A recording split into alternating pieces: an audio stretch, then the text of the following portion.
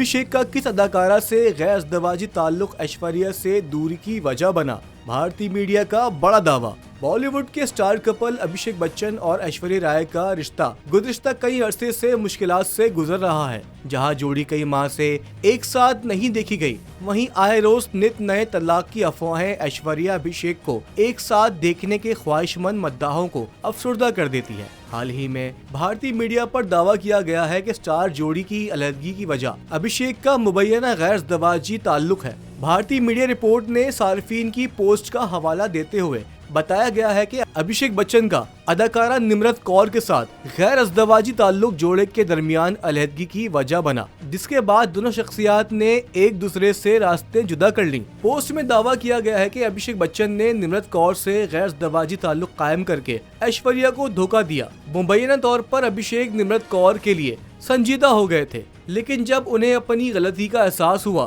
तो उन्होंने ऐश्वर्या के पास वापस आने की कोशिश की, लेकिन ऐश्वर्या ने इसकी इजाजत नहीं दी और रास्ते अलग कर लिए। दूसरी जानिब ये भी दावा किया गया है कि अभिषेक ऐश्वर्या के सामने खुद को गैर महफूज तस्वुर करते हैं, क्योंकि उनके फिल्मी करियर में आए रोज सामने आने वाली नाकामियों ने उन्हें परेशान कर रखा है।